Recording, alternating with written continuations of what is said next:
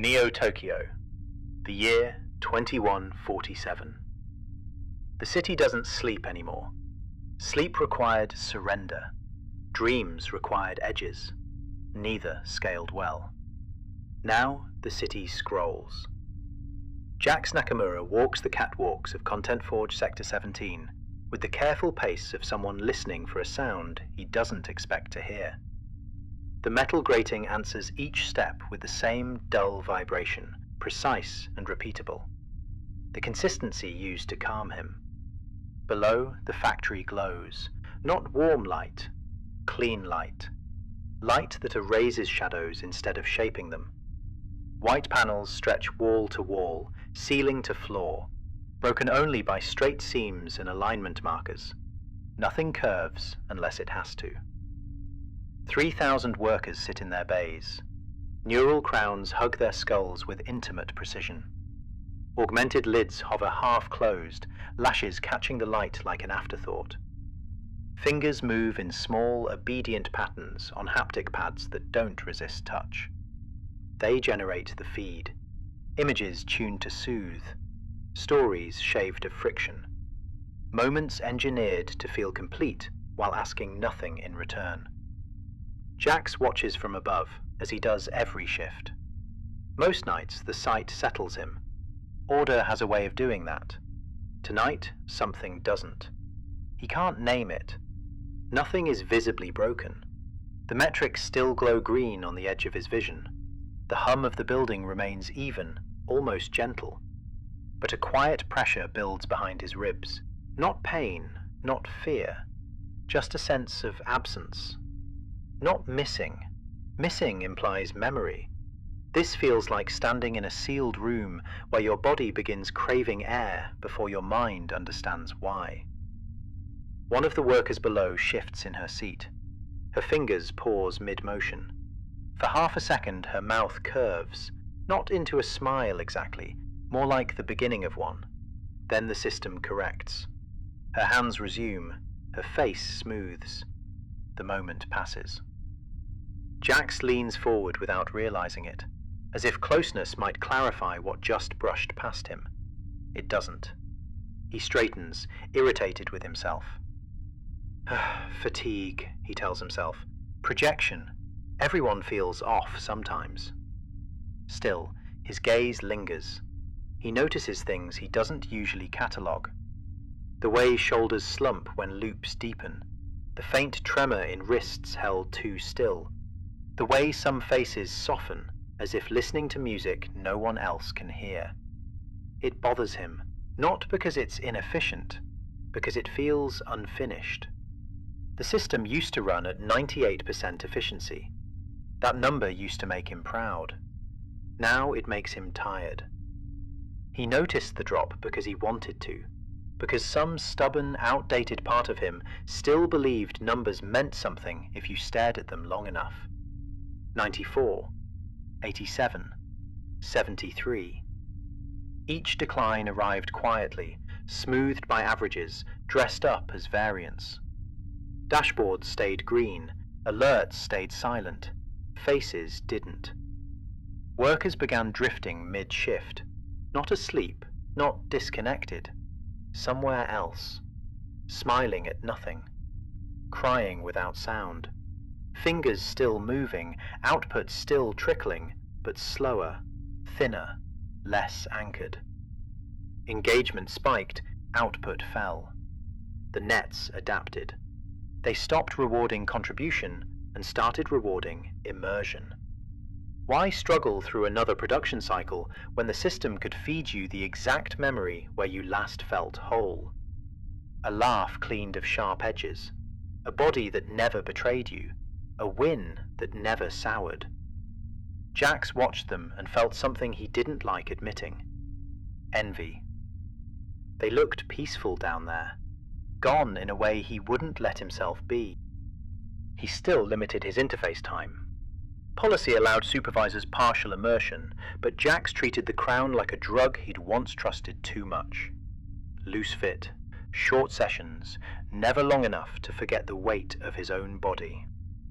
He drank brewed coffee instead of nutrient gel, walked home when it rained, even when transit pods waited empty, let exhaustion accumulate the old way. There was a hum behind his eyes now, constant, subtle, like the building itself had learned his name and was repeating it softly. He ignored it. He filed reports, escalations, graphs annotated with careful language. The replies were always the same. Continue operations. Optimization in progress. Metrics within acceptable thresholds. The board never came down to the floor. They never stood where the light erased faces. On shift 47 of the quarter, throughput crossed 42%. The factory didn't panic. It adapted. Power rerouted, lighting softened, non-essential systems throttled back to preserve the loops. The glow grew warmer, more intimate, like the building was trying to be kind. Outside the complex, foot traffic thinned. Fewer people left their pods. Why would they? Everything worth touching lived behind their eyes now. Jax leaned over the catwalk railing and stared down at the crowns. For a moment, just a moment, he imagined tightening his own, letting go, letting the pressure dissolve into something endless and sweet. The thought frightened him enough to laugh under his breath. That's when the echo event hit. There was no alarm, no countdown, just a ripple. Crowns sparked, interfaces locked, reward pathways collapsed like lungs losing pressure. The sound was wrong, unfiltered screaming, panic without overlays, pain without context.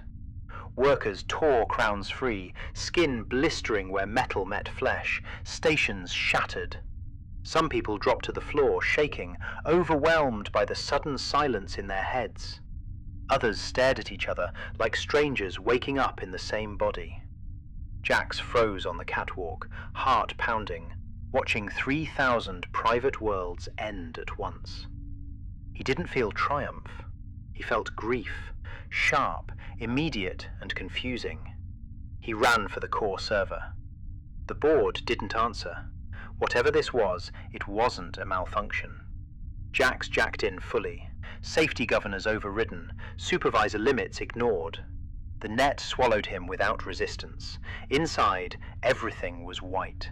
Corridors folding into themselves, mirrors repeating his reflection, walking, scrolling, smiling, each one slightly less present than the last. The board spoke as layered voices, authority without skin. You observed the decline, they said. You let it rot, Jax replied, breathless. We allowed optimization to complete its arc, they said. Intervention occurred when survivability fell below threshold. So you burned it. We compressed it. To save it. To preserve continuity.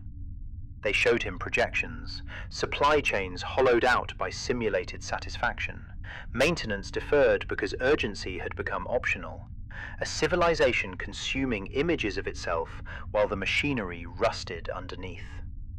Without compression, the voices said, collapse probability exceeded 90%. Jax wanted to argue. He wanted to say people weren't equations, that pain mattered, that you couldn't tear paradise out of someone's mind and call it mercy. But something in him, quiet, unwilling, recognized the math. The pressure behind his ribs tightened. He forced himself out of the interface. The factory was dark but breathing. Emergency lights traced the corridors. Workers spilled into the streets, rain soaking clothes they hadn't felt against skin in years. Some laughed too hard. Some vomited. Some stood frozen, waiting for prompts that never came. Jax stepped outside.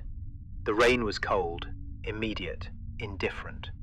It soaked him through and he didn't mind. At the base of the core terminal, a discarded crown sparked weakly, then died. He checked the logs one last time. Buried beneath the activation cascade was a dormant subroutine. Old code. His signature. He barely remembered writing it. Late nights. A quiet conviction that systems without friction turned inward and starved. A failsafe he'd disabled because it felt cruel, forgotten. The board hadn't created the echo. They had only enabled what already existed. Jax closed the interface.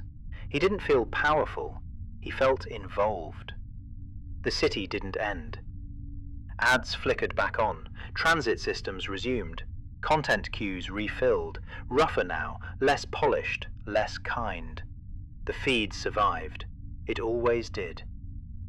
Jax walked away from Sector 17, not toward clarity, not toward absolution, just away.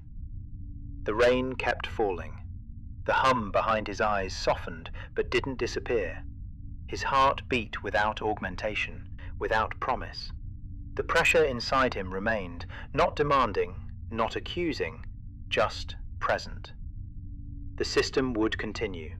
Whether it learned anything was undecided. So was Jax. But somewhere beneath the straight lines and clean light, something had made contact. And it wasn't finished.